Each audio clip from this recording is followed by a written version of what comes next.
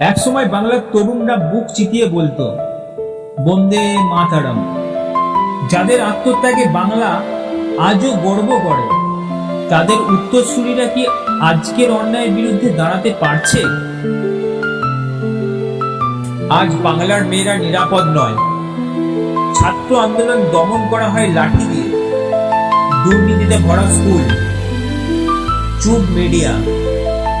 এটাই কি সেই বাংলা যেখানে একদিন ক্ষুদিরাম বোমা ছুড়েছিল অন্যায়ের বিরুদ্ধে? ওয়েক আপ বেঙ্গল, ইতিহাস তোমার দিকে তাকিয়ে আছে। প্রতিদিন অন্যায় বাড়ছে, কিন্তু প্রতিবাদ কমছে।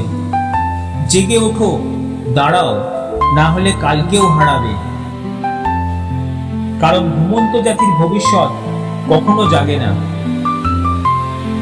এই ভিডিওটি শেয়ার করুন, আওয়াজ তুলুন, কমেন্টে জানান আপনি কি এখনো ঘুমিয়ে আছেন না জেগে উঠেছেন। ঘুম ভাঙার সময় এসেছে।